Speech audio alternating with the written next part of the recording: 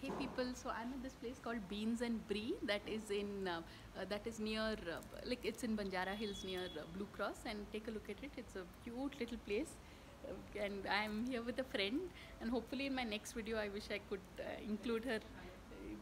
Yeah, this is a very close friend of mine. Oh my God, oh, you look just like Neelam Kothari. That no, genuinely. So that's this looks like a nice place. Lots of greenery and all. Very tranquil.